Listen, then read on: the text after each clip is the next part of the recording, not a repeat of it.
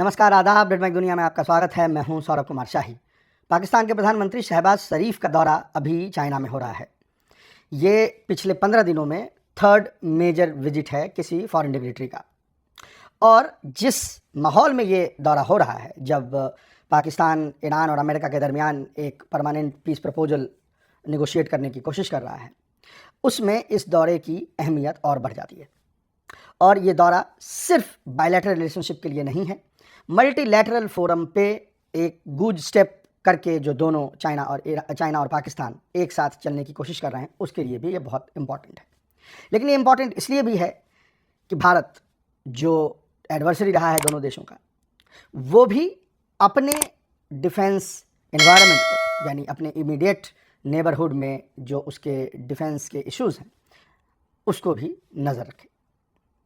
साथ ही साथ एक नया आयाम यहाँ पे देखने को मिल रहा है, वो सीपेक के लिहाज से है। आज हम अपने वीडियो में इन्हीं सब चीज़ों को डिस्कस करेंगे। शहबाज शरीफ का ये 4 दिवसीय दौरा बहुत दिनों से फाइनल था। ये पहले से इसको प्लान कर रखा गया था। इसीलिए एक इम्पॉर्टेंट नेगोशिएशन जिसमें पाकिस्तान के फील्ड मार्शल आसिम मुनीर को बार बार तेहरान जाना पड़ रहा है, उसके बावजूद भी ये दौरा अपने टाइम से हुआ। और सिर्फ दौरा अपने टाइम से नहीं हुआ, शहबाज शरीफ के साथ जो पाकिस्तान के फील्ड मार्शल आसिम मुनीर हैं, वो और डिफेंस मिनिस्टर इशाक डार, वो दोनों भी इस दौरे पे आए। यहाँ पे 2 चीज़ें जो देखने को मिली वो इम्पॉर्टेंट है। अव्वल तो ये कि फिनांस मिनिस्टर, डिफेंस मिनिस्टर और साथ में फील्ड मार्शल का दौरा ये बताता है कि ये सिर्फ़ और सिर्फ एक डिप्लोमेटिक या पॉलिटिकल विजिट नहीं थी।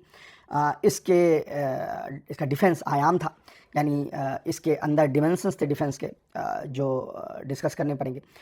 और दूसरा ये कि जो मिडिल ईस्ट में क्राइसिस है, उसको चाइना किस तरीके से देखता है, क्या हैंड्स ऑन अप्रोच उस पर रखना चाहता है, हैंड्स ऑन अप्रोच नहीं रखना चाहता है, पाकिस्तान के थ्रू सॉल्व करना चाहता है, ये भी बहुत इंपॉर्टेंट है। तो पहले तो भारत का देख लें कि इसमें क्या है। अव्वल तो ये कि जो यहाँ पे बातचीत लोगों से हो रही है, और यहाँ जो जर्नलिस्ट और एनालिस्ट वगैरह कह रहे हैं, उनसे बातचीत करके लग रहा है कि ऑलमोस्ट पाकिस्तान ये फाइनल कर चुका है कि 5th generation stealth aircraft J-35 वो चाइना से खरीदेगा। इसकी अनाउंसमेंट पहले भी हो चुकी है, अनऑफिशियली भी, ऑफिशियली भी। लेकिन अब इस पे मुहर एक तरीके से लग गई है। और इस बार की जो विजिट थी, वो इसलिए भी इम्पॉर्टेंट थी कि उसके प्रोक्योरमेंट की चीज़ें जो हैं वहाँ पे डिस्कस की गई। लेकिन ये सिर्फ जो 5th generation J-35 steel fighter है, उस तक महदूद नहीं है। ये भी खबर अब कंफर्म की जा सकती है कि पाकिस्तान और भी J-10C जो 4+ जनरेशन फाइटर प्लेन उसके पास है, वो और भी खरीदेगा। यानी उसके नंबर्स जो हैं, उसके स्क्वाड्रन जो हैं, और बढ़ाए जाएंगे। हालांकि इस बात पे अभी फाइनलिटी नहीं है कि स्क्वाड्रन कितने बढ़ाए जाएंगे, 2, 3 या जो भी। लेकिन ये भी अब फाइनल हो चुका है कि J-10C के स्क्वाड्रन्स भी बढ़ेंगे, और J-35 ऑफ कोर्स उसके भी प्रोक्योरमेंट की बात हो रही है। लेकिन एक चीज़ जो यहाँ सोर्सेज बता रहे हैं, वो ये कह रहे हैं कि चूँकि अभी तक पाकिस्तान ने जो मोस्टली प्लेन्स यूज किए हैं, वो या तो वेरी लाइट कैटेगरी के हैं या लाइट कैटेगरी के हैं, और उसमें J-10C का शामिल होना वो उसको मार्जिनली ऊपर की तरफ ले जाता है in terms of weight category. J-35 का इसमें शामिल होना ये बताता है कि ये एक नए चैलेंजेस पैदा करेगा, भारत के लिए भी, पाकिस्तान के लिए। पाकिस्तान के लिए क्या चैलेंजेस पैदा करेगा?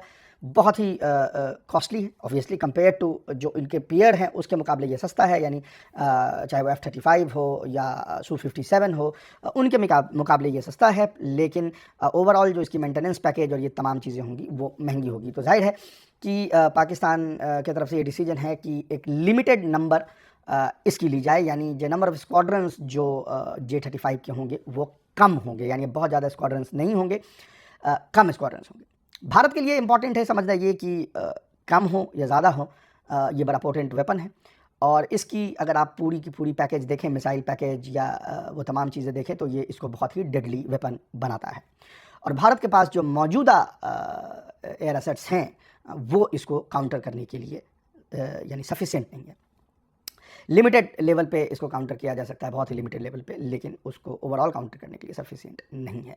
तो भारत क्या कर रहा है? अव्वल तो ये कि देखिए, न्यूक्लियर पोस्चरिंग जो है वो इससे एक डिसबैलेंस उसमें पैदा होता है। अगर आपके पड़ोसी मुल्क के पास एक स्टिल फाइटर है और वो डीप स्ट्राइक कर सकता है, उसकी कैपेबिलिटी है, तो जाहिर है कि वो एक जो बैलेंस, पावर बैलेंस है, उसको डिस्टर्ब करता है। भारत इसको कैसे काउंटर कर सकता है? भारत इसको काउंटर इस तरीके से कर सकता है कि जो Su-57 एक रसिया की जो 5th जनरेशन प्लेन है, उसके प्रोग्राम में भारत जो है वो शामिल हो जाए। याद रहे कि रसिया ऑलरेडी Su-57 को मार्जिनली थोड़े लेवल पे यूज कर चुका है यूक्रेन में।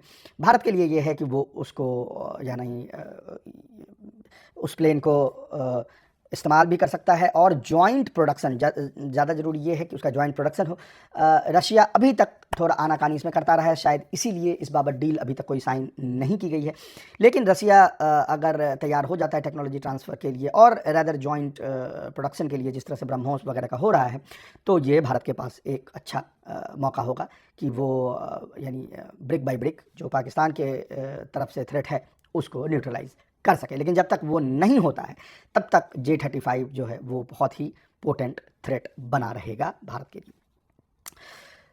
लेकिन जैसे मैंने कहा, ये सिर्फ J-35 तक महदूद नहीं है, J-10C भी और नंबर्स में लिए जाएंगे। जाहिर है भारत और बड़े नंबर्स में राफेल ले रहा है, तो पाकिस्तान ने उसको काउंटर करने के लिए J-10C और भी प्रोक्योर करने की कोशिश की है। लेकिन ये यहीं तक लिमिटेड नहीं है। अब ये खबर आ रही है कि एक और अपग्रेड जो JF-17 है, जो joint very light multi role fighter है चाइना और पाकिस्तान का, उसको अपग्रेडेशन की, फर्दर अपग्रेडेशन की बात हो रही है। यानी ब्लॉक 3 के बाद अब फर्दर अपग्रेडेशन की बात हो रही है। यहाँ पर भी दो चीज़ें हो रही हैं। अव्वल तो ये हो रही हैं कि जो ओल्ड जनरेशन JF-17 है, यानी जो उसका जो फर्स्ट जनरेशन है और जो ब्लॉक 2 है, उसको फर्दर अपग्रेड करके ब्लॉक 3 में लाया जाएगा और उसमें नए मिसाइल्स, नए जो उसके पैकेज में नए मिसाइल्स और नए टेक्नोलॉजीज़ जो है वो ऐड किए जाएंगे। और लेकिन ये भी कहा जा रहा है कि कुछ स्क्वाड्रंस जो JF-17 के ऑलरेडी ब्लॉक 3 के हैं, उसको अपग्रेड करके एक नेक्स्ट लेवल तक ले जाया जाएगा। उसका उन्होंने अभी तक ब्लॉक 4 या इस तरह का कुछ नाम नहीं दिया है, लेकिन ये चीज़ अब कंफर्म की जा सकती है कि इसका यानी JF-17 का भी नेक्स्ट अपग्रेडेशन होने वाला है। और जो पुराने हैं, जो कि यानी देखिए JF-17 जो पहला है वो एकदम ऑब्सोलीट है, तो उसको अपग्रेड करके पर ये भी देखना है कि उसको अपग्रेड करके किस में किया जाएगा, वो 2 पे आएंगे या डायरेक्ट 3 पे आएंगे। जो यहाँ पे र्यूमर है उसके हिसाब से उनको भी उन जो फर्स्ट सीरीज़ के हैं और जो ब्लॉक 2 हैं, उनको सबको ब्लॉक 3 के लेवल पे लाया जाएगा। यानी JF-17 के जो भी स्क्वाड्रन पाकिस्तान एयरफोर्स के पास होंगे वो सब के सब मिनिमम ब्लॉक 3 पे होंगे। यानी ब्लॉक 3 अपने आप में एडवांस्ड है, लेकिन जाहिर है कि उसमें वो J-10C का मुकाबला या उसके आसपास अभी नहीं है, तो उसको उस लेवल तक पहुंचाने के लिए ये भी यहाँ पे किया जाएगा। हंगोर क्लास सबमरीन, आप सब ने देखा ही होगा वीडियो, वो पहली सबमरीन जो है वो पाकिस्तान की तरफ रवाना हो चुकी है। वो इनफैक्ट रास्ते में है। इसमें टोटल जो है वो 8 सबमरीन बनने हैं। ये भारत के लिए उतना बड़ा थ्रेट नहीं है, क्योंकि भारत ऑलरेडी एक न्यूक्लियर सबमरीन पावर बन चुका है और वो फोर्स प्रोजेक्शन कर सकता है। लेकिन हाँ, ये थ्रेट ज़रूर है कि अभी तक जो नेवल कैपेबिलिटी पाकिस्तान की थी वो बहुत ज़्यादा, यानी पावर प्रोजेक्शन वो नहीं कर सकता था। उसकी एक लिमिटेड कैपेबिलिटी थी पावर प्रोजेक्ट करने की। अब ये देखा जा रहा है कि ये जो यानी हंगोर क्लास है वो उसको यानी वेयरविदल देता है कि वो पावर प्रोजेक्ट कर सके थोड़े और डिस्टेंस तक, और ये भी अनकंफर्टेबल पोजीशन में भारत को रखता है। जो पॉलिटिकल लेवल पे देखा जा रहा है वो इसमें ये है कि एक कमिटमेंट नज़र आ रही है, जहाँ पे कि इंटरनेशनल रोल पाकिस्तान का जैसा जैसा बढ़ा है पिछले 1-2 सालों में, जिस तरह से मल्टीलैटरल फोरम पे या बाकी जगहों पे पाकिस्तान ने अपने आप को एक्सर्ट किया है, चाइना उसको यानी ऑगमेंट कर रहा है। अभी तक जैसे कुछ लोग ये कयास लगा रहे थे कि देखिए पाकिस्तान में एक मसला ये है कि they have to balance between America and China, और जो तो खुद ही दो बहुत बड़े एडवर्सरी हैं, तो ये पाकिस्तान के लिए और मुश्किल होता जाएगा जैसे जैसे अमेरिका यानी चाइना के साथ उसकी कन्फ्रंटेशन और प्रगाढ़ होती जाएगी और एक्यूट होता जाएगा, वैसे वैसे पाकिस्तान के लिए मुश्किल पेश आएगी कि वो इस बैलेंस को यानी मेंटेन कर सके चाइना के साथ और जो अमेरिका के साथ है।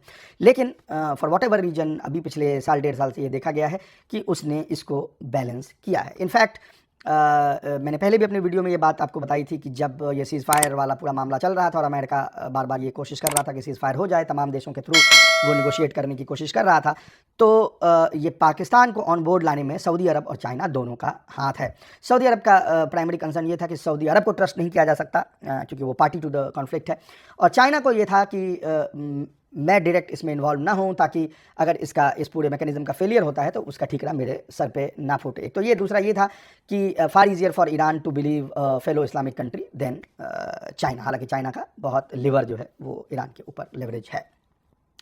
तो ये यानी जो हम सोच रहे थे कि अमेरिका और चाइना का जो कॉन्फ्लिक्ट है उसमें पाकिस्तान के लिए स्ट्रेटेजिक सिचुएशन जो है वो अनटेनेबल हो जाएगी, वो उसके उलट हो रहा है। और ऐसा लग रहा है कि जहाँ जहाँ अमेरिका और चाइना को ये लगता है कि दे कैन वर्क टुगेदर, तो वहाँ पे पाकिस्तान गो बिटवीन का भी काम करता है और फैसिलिटेटर का भी काम करता है और निगोशिएटर का भी काम कर रहा है। जैसा अभी आप ईरान के केस में देख रहे हैं कि बार बार जो विजिट्स हो रही हैं पाकिस्तान से ईरान की तरफ, उसके पैरेलल बार बार पाकिस्तान से चाइना भी विजिट हो रहा है, चाइना से पाकिस्तान भी विजिट्स हो रहे हैं। तो यानी ये बताता है कि लॉक स्टॉक होके ये पूरा पीस प्रोसेस जो है वो कोऑर्डिनेट किया जा रहा है।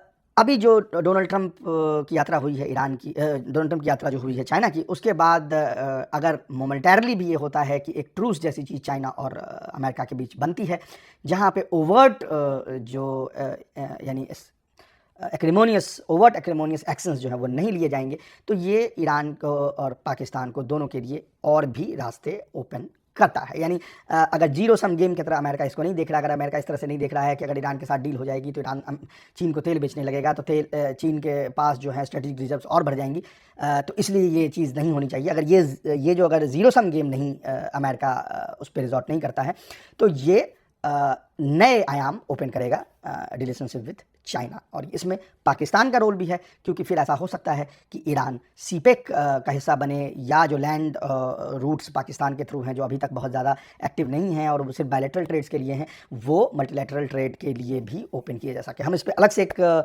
प्रोग्राम आपके लिए लेके आएंगे। यहाँ पे लोगों से हम बातचीत कर रहे हैं, जिसमें और जानकारी इकट्ठा करने की कोशिश कर रहे हैं कि ये इस मामले में यानी सीपेक मामले पे क्या चल रहा है, इसमें यूएई का क्या रोल है, इस पे भी हम अलग से एक आपके लिए वीडियो लेके आएंगे। तो सीपेक पे हम इसलिए इस वीडियो में ज़्यादा फोकस नहीं कर रहे हैं, हमारा मेन फोकस जो है वो डिफेंस टाइज में रहा है। तो इसको रैप कर लें कि ये जो शरीफ की विजिट थी वो कैसी रही। जो पॉम्प एंड शो है नॉर्मल वो तो हुआ ही, शी जिनपिंग के साथ मुलाकात हुई और hall of the people, great hall of the people में मुलाकात हुई, और वो जो सारे लवाजमात हैं कि आयरन ब्रदर और relationship is higher than the mountain deeper than the ocean, ये सारी चीज़ें रिट्रेट की गई। वो सब तो अपनी जगह पे है ही, पॉम्प एंड शो जो होता है। लेकिन ये जो डिफेंस के जो नए आयाम है, जिसमें ऐसा लगता है कि चाइना ने डिसाइड कर लिया है कि इरस्पेक्टिव ऑफ भारत का क्या रिएक्शन होता है या जो भी उसमें रद्द-ए-अमल हो, वो अपने डिफेंस टाइज जो है वो पाकिस्तान के साथ फर्दर डिपेंड करेगा, उस पर एक सहमति यहाँ बनती हुई दिख रही है। भारत इसको कैसे काउंटर करेगा? भारत के पास ऑप्शंस हैं, जैसा मैंने बताया, Su-57 भी है और भी सारे ऑप्शंस हैं। भारत कौन सा ऑप्शन चूज़ करता है ये उसकी स्ट्रेटजिक डिसीजन होगी। जो भी ऑप्शन चूज़ करेगा हम वो भी आपके